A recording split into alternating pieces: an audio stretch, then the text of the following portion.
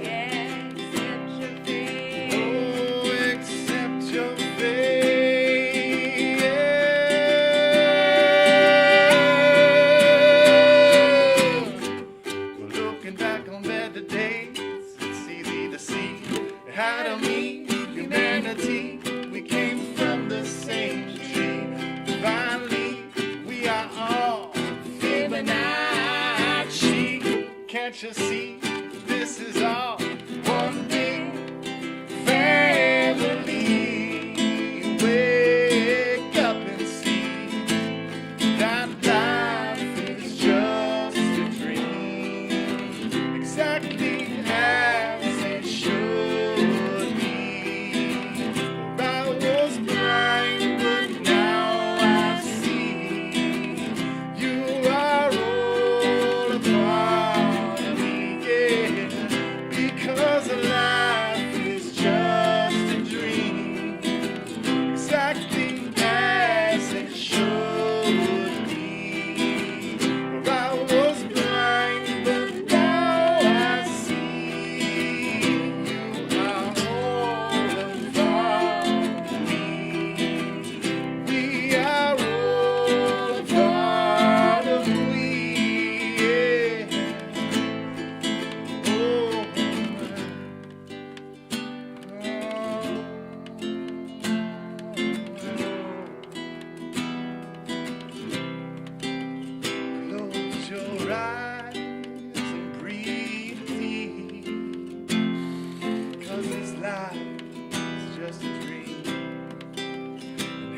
portrait wall in beauty, exactly where it all should be.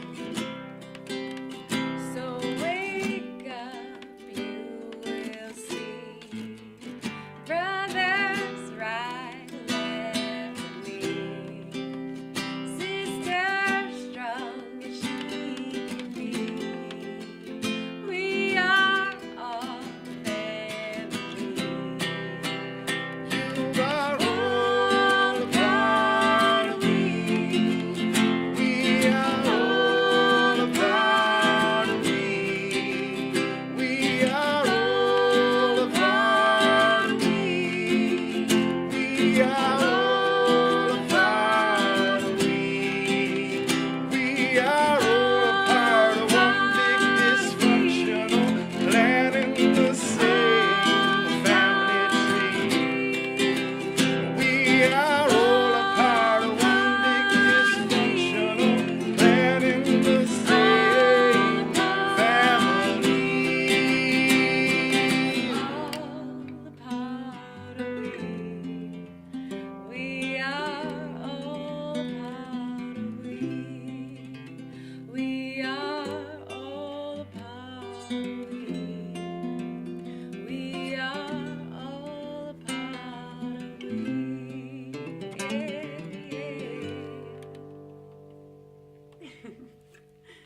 That was fantastic, guys. Thank you so much. Was this an original piece then? Yes, it was. It was, I kind of going off the last segment that we watched you do, talking about kind of our stories and how it's kind of like, I figured we'd bring one of my stories that I wrote in a boat when I was broke and just trying to come up with some way to make sense of the world. So Nice. it's called Dream. Well, that's great. Really like that. So let's just jump into tonight's topic. Where are we going in life?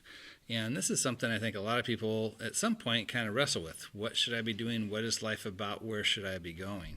And so we're just going to kind of jump in here and start off with an initial observation that we need a vision of some kind to, in some way, give sense or to give direction to what we're doing daily, right? So do you guys have some kind of vision that you see for yourselves that is driving where you're going in your life? Yes. Yeah, I mean, I'm trying to do things in the health field, like help people holistically heal themselves. So that's kind of my goal, is to help other people in that way. Mm-hmm. So most everything I do is based around that. And so that gives you, when you get up, certain things are going to make sense because this is what my goal is in life. Yeah. Yeah, I've found through the years just, I think it's kind of cliche, but almost like there's never a bad decision or there's never necessarily like a bad step that you can take as long as you're moving forward, and then try not to make the same mistake twice and trying to repeat those things that bring you joy, or the things that, bring, the people that you want to surround yourself with, and so kind of like, I think self-evaluation is a huge point of that, no matter what avenue you're trying to take is, at the end of the day, kind of coming back to yourself or with your partner and discussing how the day went and what you can take from the day, and then almost setting that day up with some kind of, like thought, or, some people do meditation or prayer or something like that kind of gets your head in the right game so that you can remember what worked before and what didn't, Yeah. Those are some great ways for how you can evaluate how you're doing and keep yourself on track. Do you have something that's like a guiding principle or vision that you're working towards, or do you just look at self-improvement on a daily basis just in general? Yeah, I think it's, again, it's tough to say there's just one thing that you can kind of hang your hat on. A lot of people would go kind of faith-driven maybe on that idea, and I think we all have our own individual faith that kind of pushes us along. But in general, I think it's just kind of, understanding how to like see where you're at and see, like, try to visualize yourself in the right space in the future, and then, once you're there, kind of take a look around and see, hey, is this what I thought it was going to be like when I first set out that intention? Or, what's different than what I'm seeing now, and how can I kind of build on that for the future, or like other ideas that I may have? Because I think myself, I'm plagued by my mind, and I can solve everybody's problem with enough lack of sleep, and and at the end of the day, like I think trying to focus that in and work on myself in that kind of respect really has helped me personally out. Yeah. I think in some respects I'm kind of like that, where my mind is always going, and I'm always thinking and probably overthinking so many things. But for me, I get really pulled into this idea about meaning in life, and what is this about, and what should matter and what shouldn't matter, those kinds of questions, and those are tough ones to answer. But I think before we get into trying to think about how we might answer that, just this idea that having a vision becomes essential to make sense out of what we do on a day-to-day basis, and it's going to help us answer some key questions. So some of those might be, what kind of person should I be? So Shawnie, you were talking about being involved in healing, right? Mm-hmm. So how's that going to shape what kind of person that you need to be?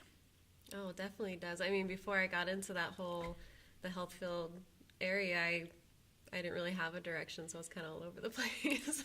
But now it's like, I think about, okay, if I do this, it's going to, if I do this in my life, it's going to create this kind of health for me, and so I could tell other people about it. Or, I kind of live my life that way, so then I can share it with other people. You can speak from more of a position of authority because you've actually wrestled with it yourself. Yeah. I try to. It's easier said than done sometimes, because sometimes we have our bad habits we like. Yeah. But then you can speak from that too. So there's always learning and teaching, but then also it's all like learning and sharing, basically. Yeah. So whatever those visions are going to start to have an impact on answering a little bit about this question about what kind of person I should be, which could even get into this question of like character.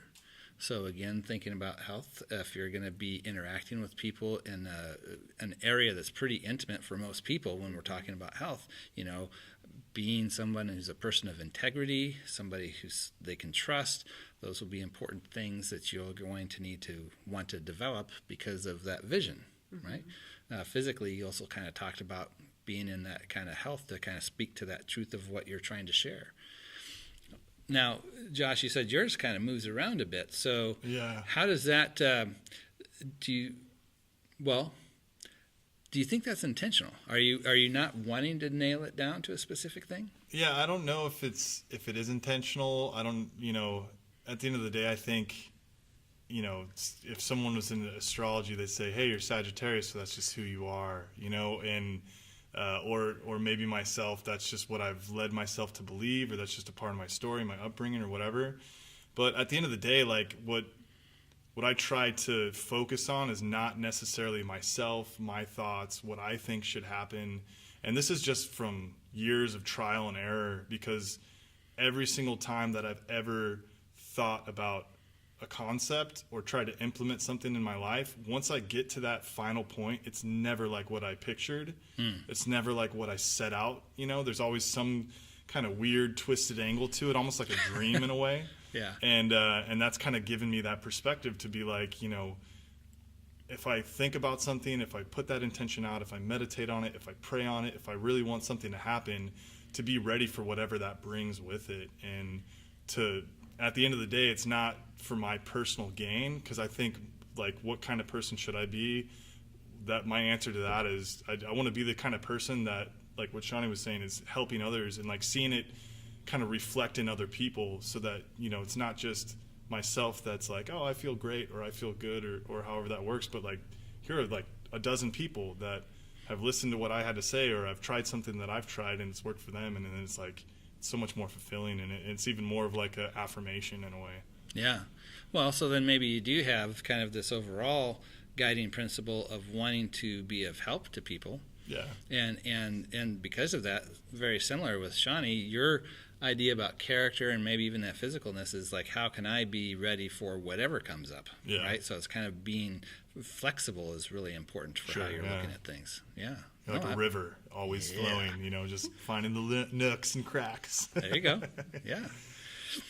So again, we can think about, what do I need to know or learn based off of what my vision is? Now, in your case, because it's a little bit more defined, it's a little bit easier to see. If this is what I want to share with people, I've got to know it first, right? And now, Josh, I know, just because of what I know about you, you're involved in a lot of things where you definitely are somebody who puts it into practice what you believe in terms of wanting to help people. Yeah. The pancake breakfast you guys do for the community, like, is that once a month that you do? Once a month, yeah. Typically, out at Living Tea Brewing Company. Give a little shout out for you guys. But also in what you do with music and the benefit concerts and, getting involved with things like the San Onofre issue that's come up. And so, when you think about what you need to know, I imagine there's things you're even thinking about, like with the San Onofre thing.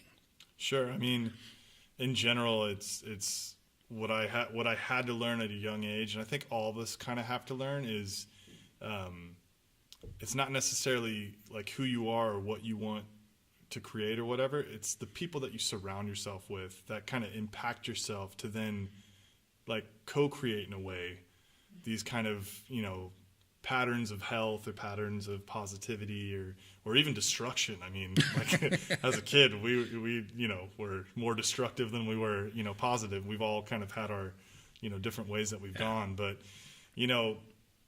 for like what I need to know to learn or anything along those lines, it's typically, just kind of stepping out on faith in a way and not knowing necessarily, but then trusting that there's going to be a step there.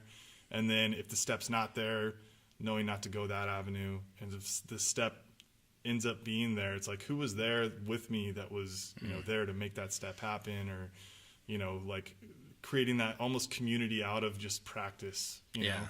Yeah. No, I love it. Yeah. And, people might not realize that you guys are actually married.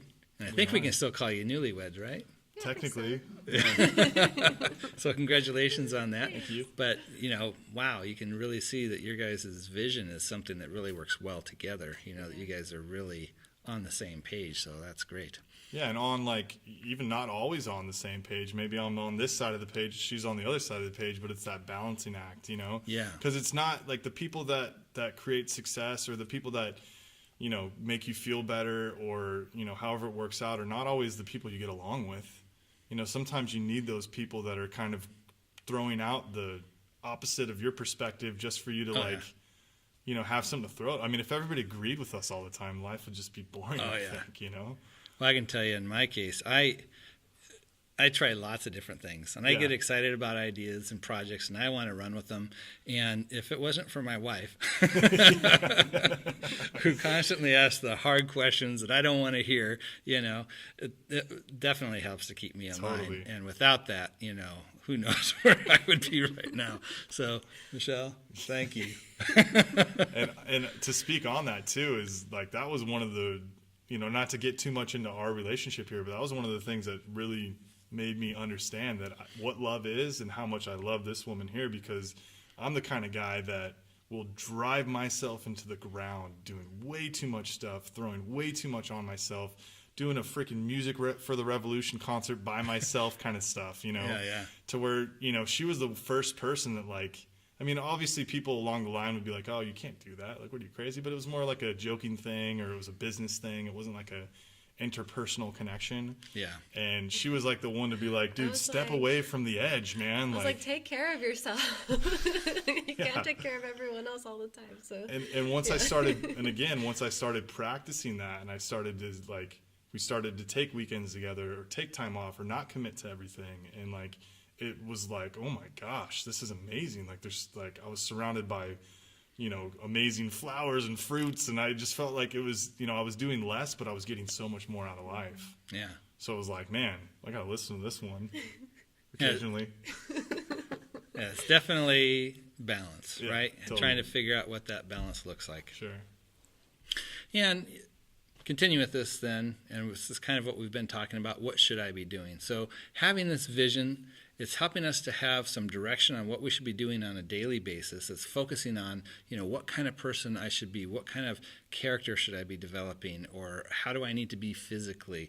It's dealing with, what do I need to learn? If this is my goal, if I want to, become, I don't know, a journalist or something, then there's going to be things I need to learn to understand how to be a journalist. And then what should I be doing? This is going to be, even thinking about, well, maybe we should break this up into some steps, How do I get from A to B if this is where I ultimately want to go? So really having that vision is key. Yeah. And, it's interesting. I'm still thinking about your situation, Josh. I think you have maybe a little bit more of a vision than you think. I think it's just that it's more broad. Yeah. And it's just about it's more of a theme than I'd say a vision. It's like maybe, caring. Yeah. Yeah.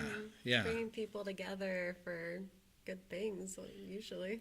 Yeah. I mean, it's, and again, to speak on even like, how do you take such a wide angle view and bring it down to what do I do right now? And it's as simple as anything, to where it's like, if you want to be a musician, you can't be a musician without playing music. Yeah. So even myself, when I'm having a busy day or whatever, I'll try to grab a guitar, or I'll sing in the truck when I'm delivering kombucha or something like that. Just, whatever you want to do, you gotta make time for it. Yeah. Yeah. And if you constantly can't make time for something that you want to do, then maybe it's not something you really want to do. Right. Maybe it's just something you think you want to do, but it's not really suited for you. Yeah. Well, it's a little off topic, but since it kind of fits in here, in thinking about work, sometimes we have to do stuff that's not fun. Yeah. Right? Because we do still live in a world where, at least in the part of the world that I live in, I still have to pay bills, get the mortgage paid, and all that kind of stuff. And, sometimes I find how I look at that kind of work that I have to do makes a big difference. And I heard a quote the other day that was just phenomenal. It said, "Work is an expression of love."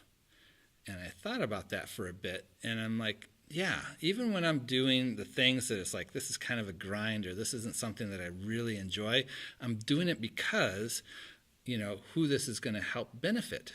Yeah. My wife, my kids, the types of things that we're trying to do. And sometimes, maybe it's just surviving and getting along. But, that's another way of thinking about how we approach those things that changes the whole dynamics of it.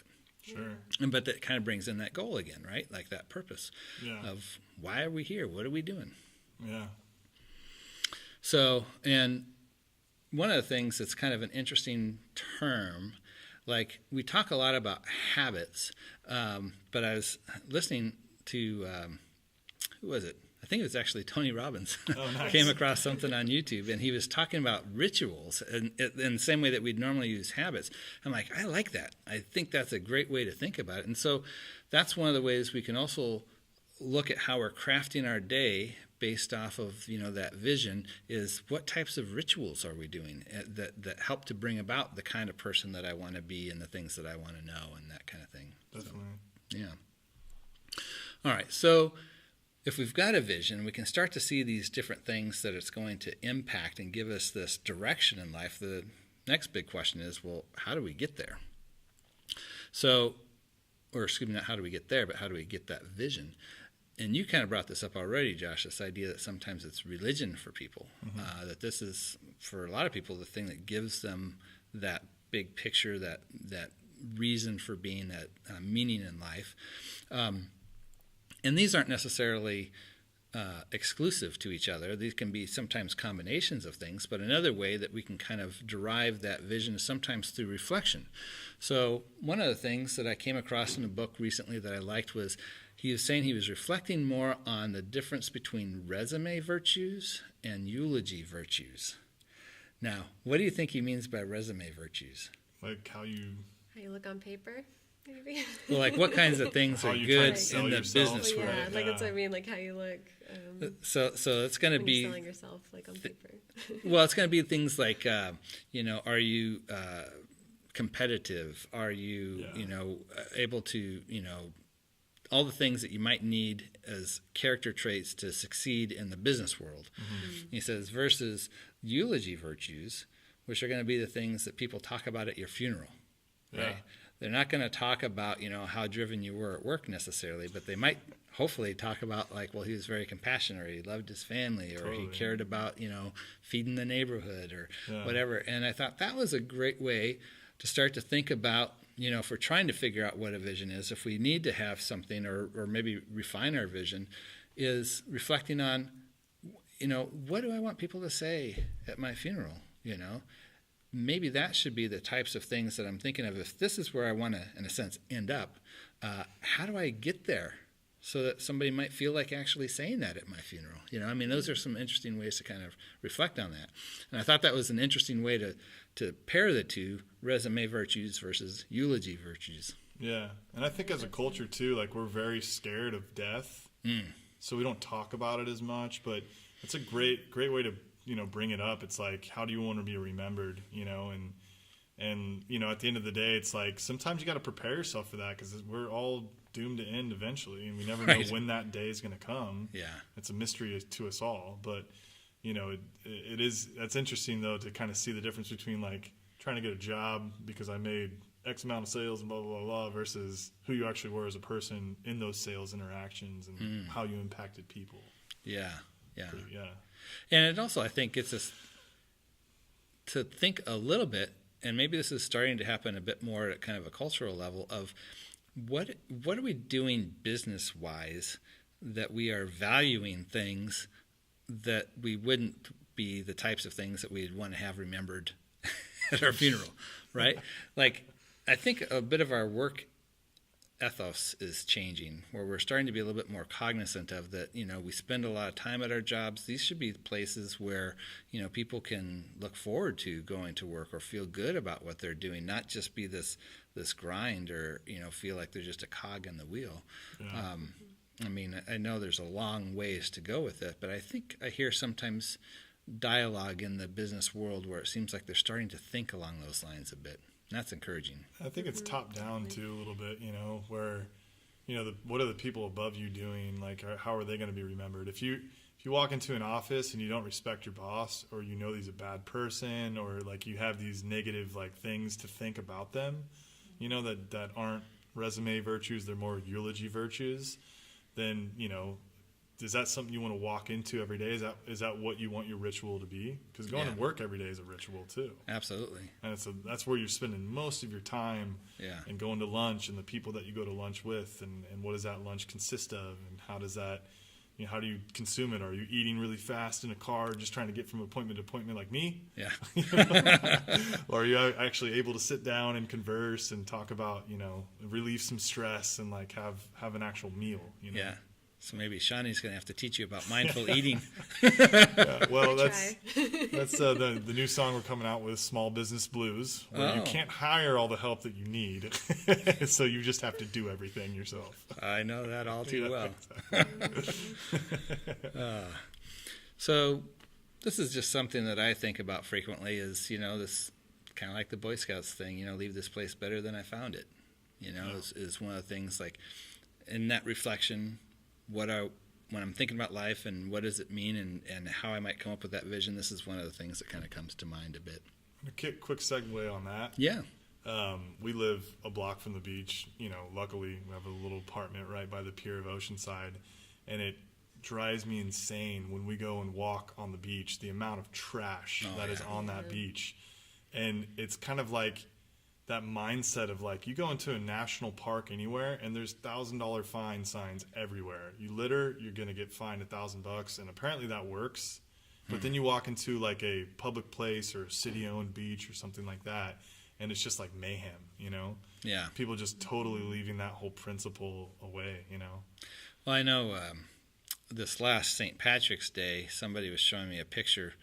I don't remember where it was, but it was just this huge mound of trash that they were showing about that they had to clean up after this party, and it's like on the city streets, right? And you're just like, what are people thinking that it's just okay to just like throw stuff on the ground? Yeah. I don't understand. It's I hope that's another one of those mindsets that's changing, that we start to think a little bit more about, where we live, Yeah. I mean, most of the time it's tied to a substance, though. Yeah. In all reality, because I've been that kid in the backwoods of Kansas throwing out trash from my car, just not, I mean, we've all gone through, nobody's perfect, you know, and especially, in those days where you're just, probably drinking before the age of even 21, and like all these crazy things that, I wouldn't even think of doing these days. But, you see it, you walk by it, you're like, I've been there, I kind of understand it. So for me, I just pick up their stuff, and throw it away. Yeah. It's like, in a way, maybe just paying off my, stupid decisions in the past. But when it's like a citywide thing or like a whole street or a whole beach, it's just like, man, this is overwhelming, Yeah. That there's not like one person in the party that's like, hey, maybe we shouldn't just throw our stuff everywhere.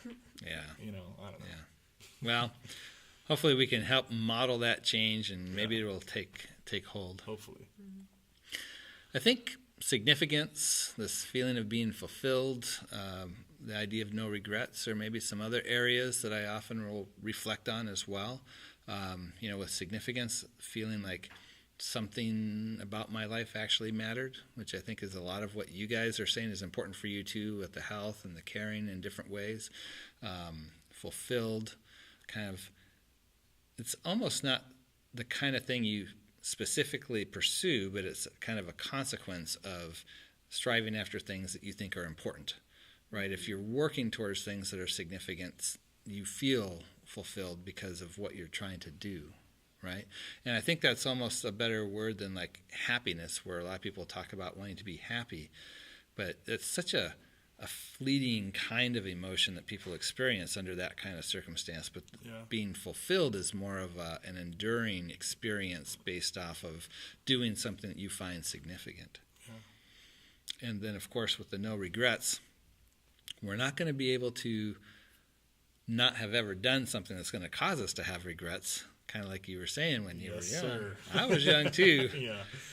But I think there's things that we can do where we find ways to work with those past things, right? Like there's kind of this catch-22 where if we like who we are, it's a consequence of who we've been, right? So we can't totally write off our past or things as saying these are completely wrong, because otherwise I wouldn't be the person I am today. Sure. But maybe there's ways that we can incorporate those or to work with them to bring them to a place where we can be better about it, right? And not have regrets in the sense like I wish I would have made amends to that person, or I wish I would have, worked to try and better this part of myself or something. It's not necessarily that I never did anything wrong. That's impossible. But not leaving things undone that you wanted to do, I guess. I feel like, too, with regrets, I think I heard this on a talk show or something like that. Typically, regrets are more like what I didn't do. Like I didn't spend enough time with this person, or I wish I would have tried playing the guitar, or I wish I would have, versus like not necessarily like looking back on yourself being like, shame on me for doing that, but like, what did I like give up to, work 9 to 5 for 40 years or whatever, it's like, why didn't I try to do that thing I always thought about doing? And exactly. Who cares if I would have failed? At least I would have tried, kind of a thing. And it was tied into the fact, almost back to that eulogy thing, where like nobody on their deathbed ever says, I wish I would have worked harder. Right. Like, I wish I would have given more to my company, or I wish it's never that. It's always things that you almost like gave away in a way. I don't know. Yeah. No, I get you. So those were some things that might help us in terms of crafting or refining or thinking about a vision that can guide our lives. And then we've got the question, well, how do we go about achieving it, or how do we get to our vision? So one of the things I think that's really important to bring up first off is that the process is far more important than the destination. And one of the things that we learn a lot when we start to dive into neuropsychology and evolutionary psychology, we learn that the things that really connect us to feel like we are doing something important is the idea of making progress. Actually getting there or accomplishing something is good too, but it fades fast. It's that ongoing feeling like you're making progress all the time that's where you get a lot of that satisfaction. So we don't necessarily even need to see our vision as something that we will ultimately like achieve. We're there, okay, we're done. It can be something that's never, in a sense, achievable, but we're continuously working towards it. And that can be just as important as trying to actually get there. I like that. Yeah. So, and we talked about this a bit, but this idea of our habits or our rituals, we need to evaluate these, right? Because some of them are going to be things that we need to let go of. That, how did we end up with this habit, or how did this come into our life? Sometimes we don't even realize how they got there, but now they're here and it's having maybe a negative impact, or it's not working towards our ultimate vision. So we have to find ways to kind of set those down. Yeah. But maybe there's some new ones we need to pick up that are going to help move us in that direction. Or even seeing how it impacts other people, or what other people are saying about your rituals or your habits. Sometimes you need that person to say it to like really, maybe I should think about this for a minute, and then you go from there. Yeah. And that's another key thing, is this importance of community, right? That we need that feedback, we need that attachment, and we're going to talk about that in a little bit too. But getting honest feedback from people that we can trust, is really key for being able to see into ourselves and things that we're doing more clearly. Because we definitely have blinders on to a lot of things that we do ourselves. Yeah. So, looking into ourselves, increasing our self-awareness is going to be really important. And this is going to impact a lot of different things. So with Kinship Cafe, we've talked about, like these building blocks of reality, where we've tried to look at, how stories work in our lives. We've talked about even things like evolution, and we've talked about, just the actual like physical makeup of things in terms of how stuff works. Because the more we can understand about who we are just biologically, it's going to make a big difference in terms of how we go about trying to make change. So the more we understand about ourselves, our thinking, our habits, and the way our brains work, the easier it's going to be for us to affect change in a positive way. We want to work within reality and not against it, right? And this is probably something in the healing realms that you probably deal with a lot in terms of trying to understand, how do these amazing things, our bodies, work? Yeah, it's crazy. Yeah. And then, and we've kind of talked about this a bit as well, this idea of breaking it up into like steps. What is something I can do this week or this month or this year that's going to bring me closer to that direction? And those will be things that we can focus on for like these short-term gains. But if we really think about creating this plan, if this is my vision, this is where we want to get to, what do I need to do, the steps to ultimately try to get there? And those are going to be a key way for how we achieve that vision. Yeah. You guys have any other thoughts on this before we jump to the next part? I mean, like even steps, like to me, the whole concept of like evolution, like you were saying, is almost like it has a connotation to like progressing forward. Yeah. Whereas I feel like almost in a way we've been de-evolving, because I feel like, if you read ancient texts or you understand people from before, they almost had a better sense of how our body worked, maybe not from a scientific or like provable, standpoint, but they had, people who were healers, or they had people who were, doing things without, any of these tools and measurements and things like that were impacting people, healing people, that now we're verifying with science were how they work and how it works, and then applying that into like a drug or some kind of therapy or something like that today. Yeah. So it's been and they say even with success, like you cannot have success, and I can attest to this, you cannot be successful without failing at least 10 to 20 times more than the one time that you're successful. Right. Because it's nothing but failure after failure, and understanding how to just curve that failure a little bit more. Even with kombucha, we probably went through 30 or 40 different brews before we found that core 5, that we're like, okay, we can try to push these out, and then trying to replicate those. It's just one failure after the next. Yeah. Even today, because the different time of the season, you get different curveballs, and it's, Yeah. just they're always a little different, so. And part of it's how you see that failure, Sure. right? Not something that's like, oh, this is devastating, I'm just going to give Exactly. up. But this is an opportunity to learn. Totally. Yeah, yeah. And, there's definitely, we want to look to the wisdom of the past. But I don't think at the expense of the future or the present, right? Yeah. But there's definitely a dance between the two Sure. that's important, and we've definitely have learned a lot of things that have taken us a lot further.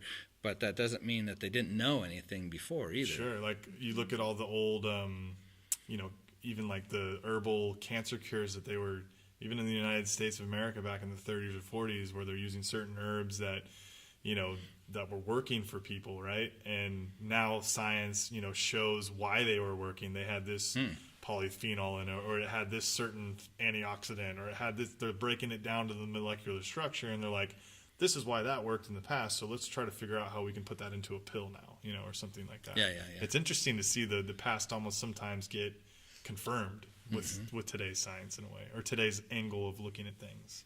But on the other hand, there's a lot of things we can be grateful for that we learned, like the existence of germs and sanitation.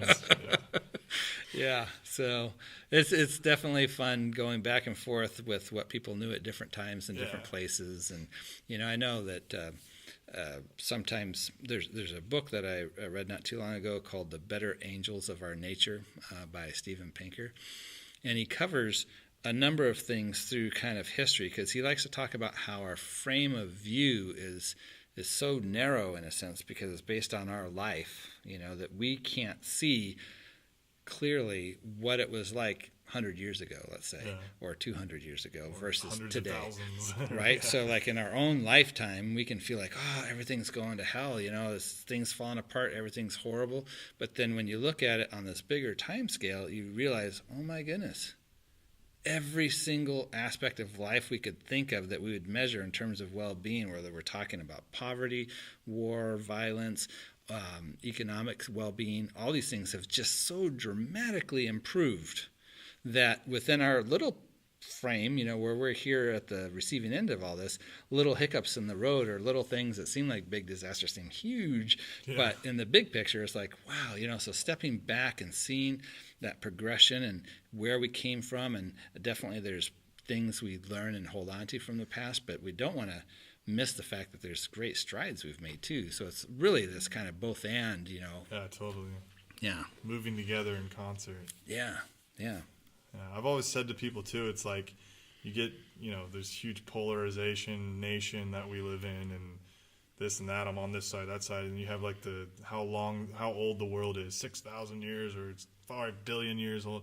It's like me as an individual right here, if I live to 100, like that's amazing, right? Yeah. And if you take that and you try to figure out, like, that's my entire lifetime that I could ever imagine. I can't even remember when I was a kid. Yeah. And then you try to think like 10 generations back to put 1,000 years together, and then try to think like times 6 for the people that say 6,000, or then times. It's like so unfathomable. What's the point of even arguing about it? Because it's hard. I can't even wrap my mind around 100 years. Like I hope I can live 100 years. Yeah. It's crazy. It's just like time is just so expansive, and absolutely. And it's amazing to see like where we're at now, and then like we were saying now with this revolution of information, to be able to like bring everything back around on itself. And I think that's something like at Kinship Cafe we've brought up several times. We want to be able to ask questions. Yeah. We don't want anything to be like off the table for, because reasons, that we don't want to be bound by any type of dogma or tradition.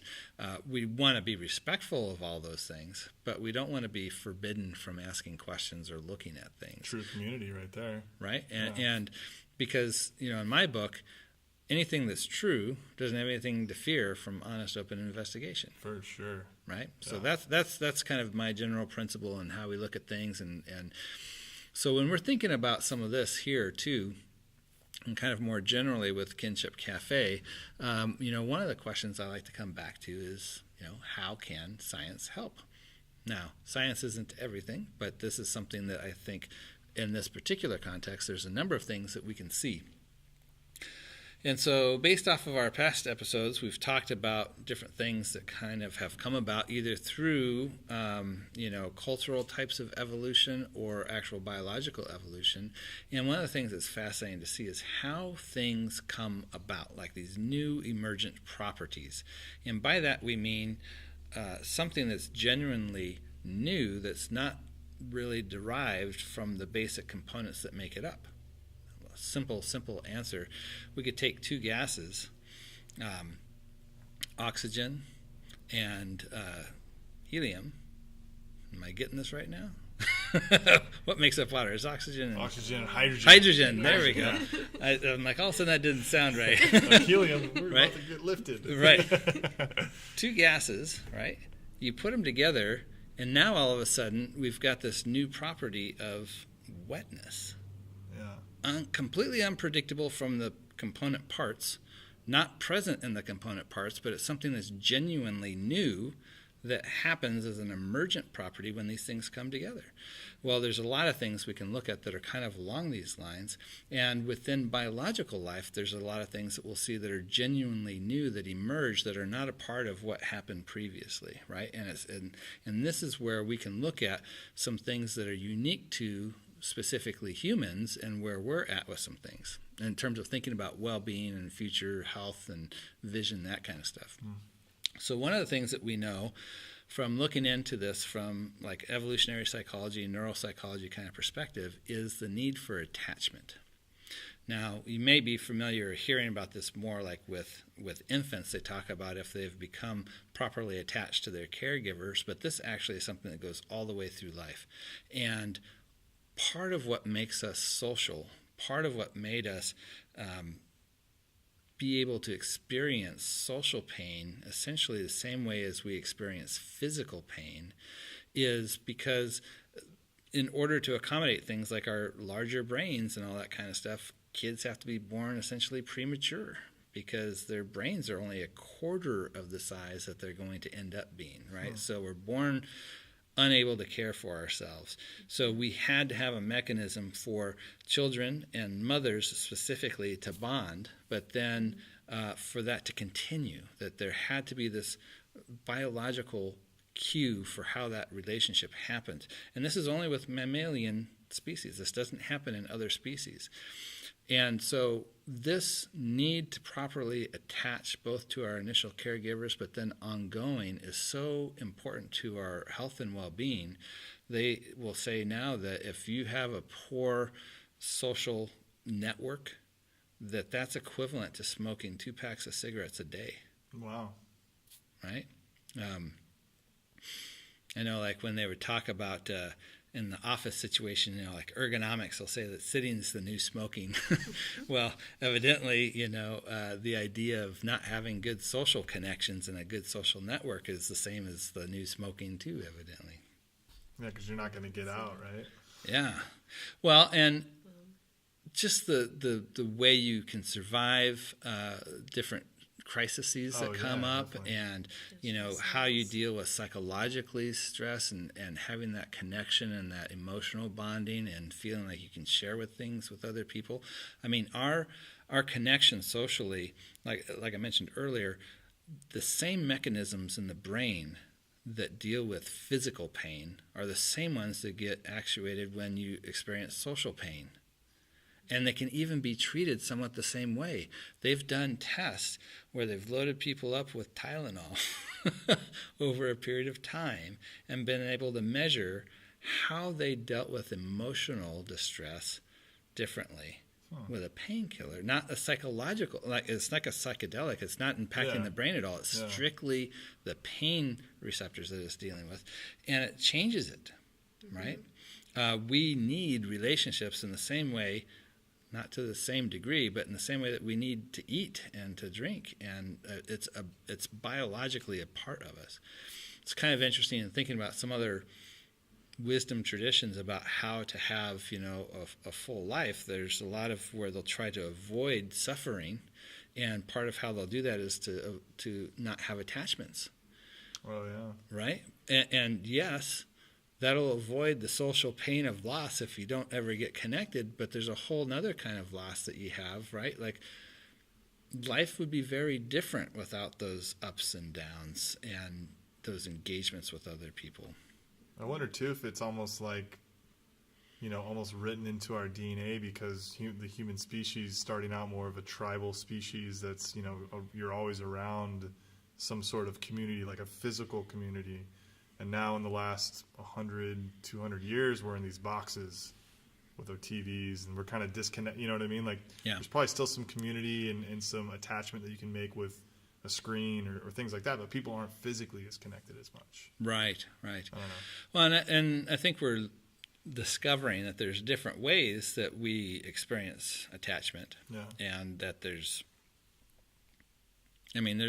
going to be an ongoing discussion about things like, the internet and smartphones and those kinds of things and how they impact everyone positively or negatively, Yeah.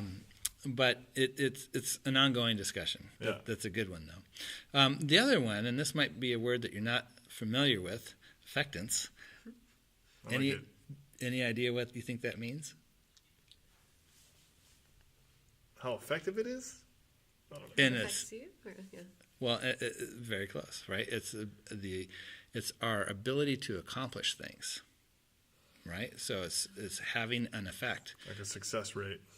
Well, yeah, it's being engaged, making progress, performing work, challenging yourself, whether it's like in a sport type of a thing. Have you heard of this term where they talk about flow? Yeah. So this is this experience where you kind of lose track of time and what's going on around you, and you're just totally immersed and focused on whatever's going on. Mm-hmm. Could be a sport, could be playing music, it could be something you're doing at work or solving some computer code or whatever, right? Yeah. You hit that zone, and it's like the world just kind of goes away. Mm-hmm. And this experience of flow is something that they find happens when it's just the right amount of challenge, right? But it's not too much that you can't actually do it, and not too little that it's too easy. But it's like this Goldilocks zone, right? Just enough challenge that you can accomplish that you just puts you into this zone.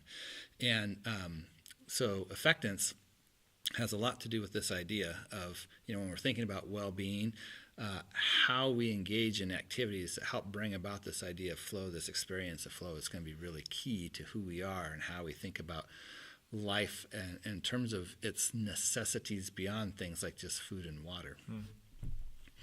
But then, speaking of food and water, we got to think about those things, right?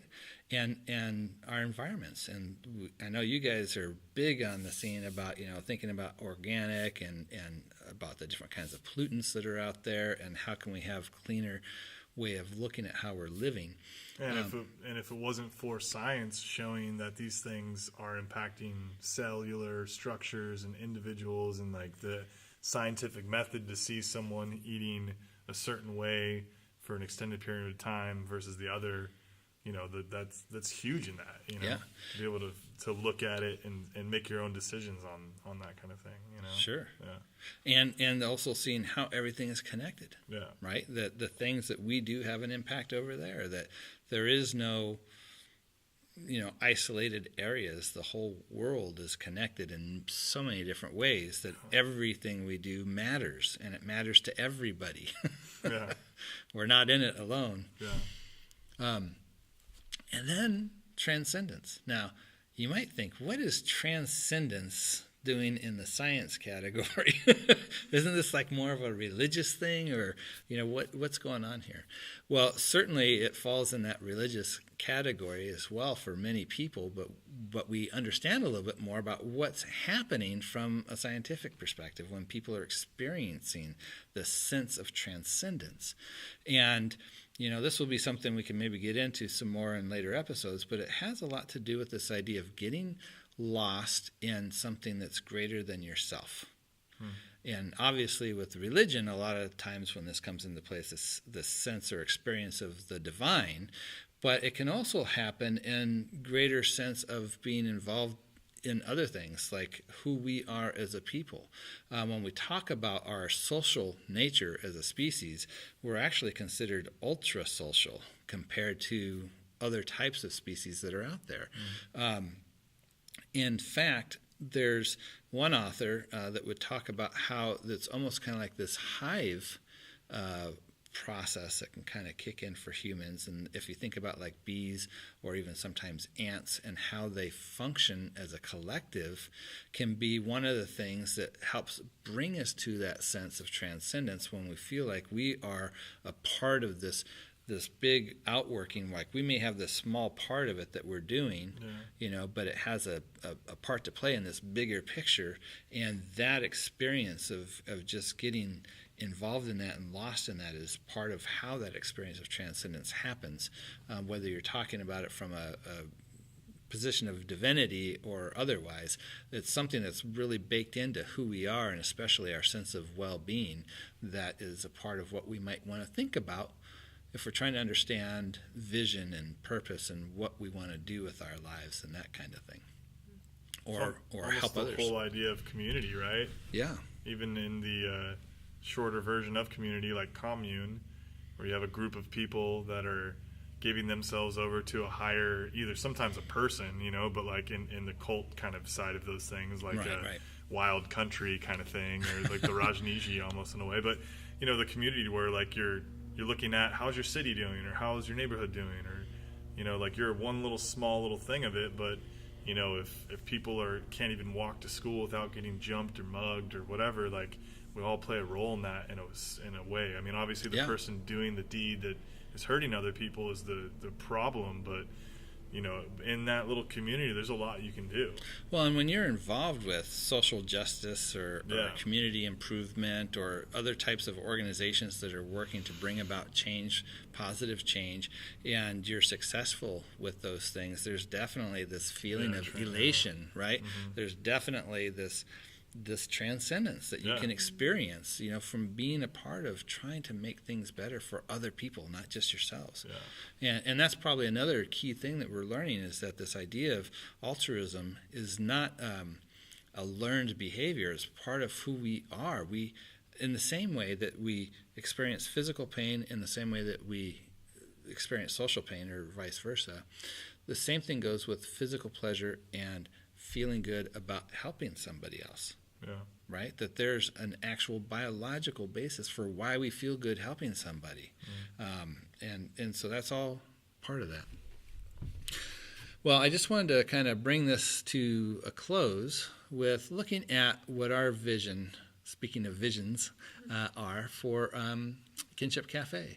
And this is kind of an evolving thing for me. I started with one thing, and it's still pretty much basically still in the same direction, but definitely as we've been going, as we've been learning and engaging with different people and thinking through what is this thing able to do, where do we want to go with it, it's continuing to evolve, and I think it always will. So this is maybe just a progress report on our vision statement, maybe not necessarily the final, because maybe there's never going to be a final one. Like I said, there's no end. It's the steps to the end. Right? The progress. The not progress, the distance. Exactly. Yeah.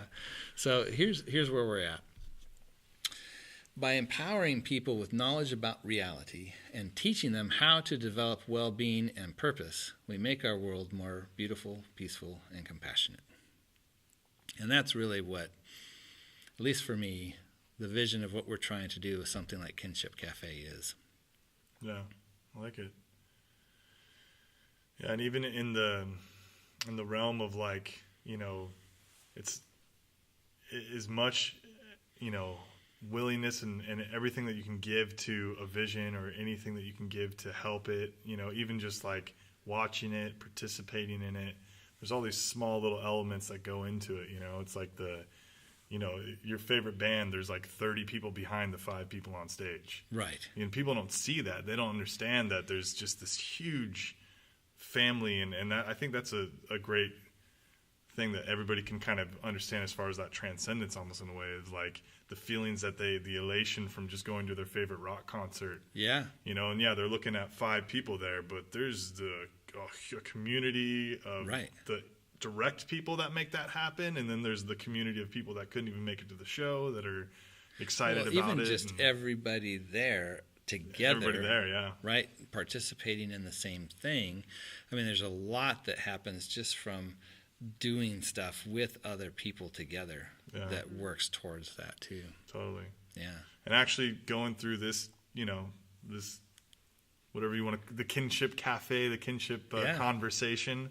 It kind of like gave me perspective on going back to where we started, to where it's like your goal or my vision or things like that, and I think it's always easier to keep it simpler versus like a sentence or long, but at the end of the day, it's just love, like to have that easy choice between we understand what makes us afraid or what makes us happy or feel fulfilled or loving and things like that. And, once you get a taste of that love, man, you just want more of it. Yeah. And you're never going to get all, it's never going to be all great. It's never going to be all love. But what you try to do to create for other people is see them kind of share that, and bring that in as well, Yeah. And, again, like trying to make it as simple as possible, like one word or like one vibration that could encompass what I'm trying to create on a day to day. And like, is that keeping me in the side of love, or is that keeping me afraid and scared and like depressed and yeah, trying to transcend that.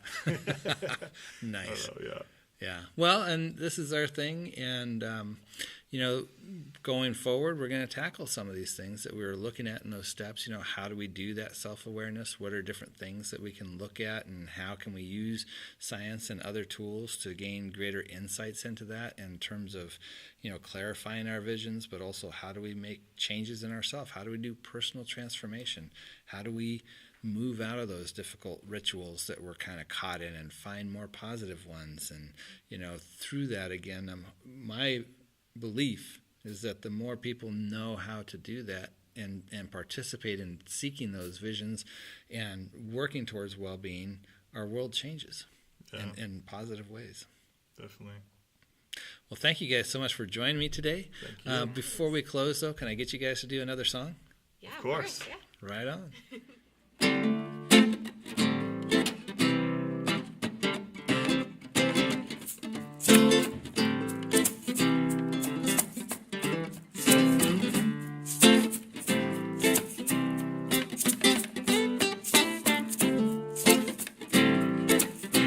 Here to celebrate love.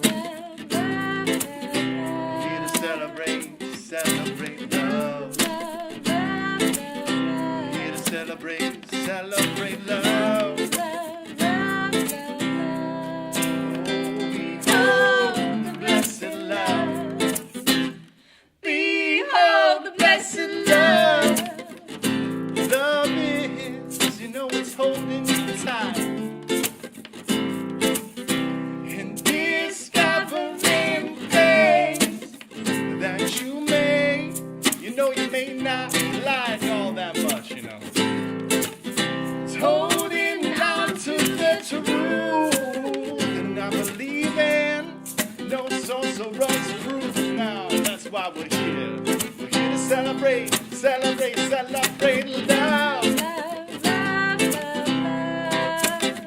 Here to celebrate love. Oh, here to celebrate love. Behold, blessed love. It's always seen the best. Forever knowing this life is just a test. Yeah, you know it is. And holding on to the thought that kisses, they can't be bought. That's for free. The impossible's beyond the curves, written in the signs of the universe, and that's why we're all here to celebrate love.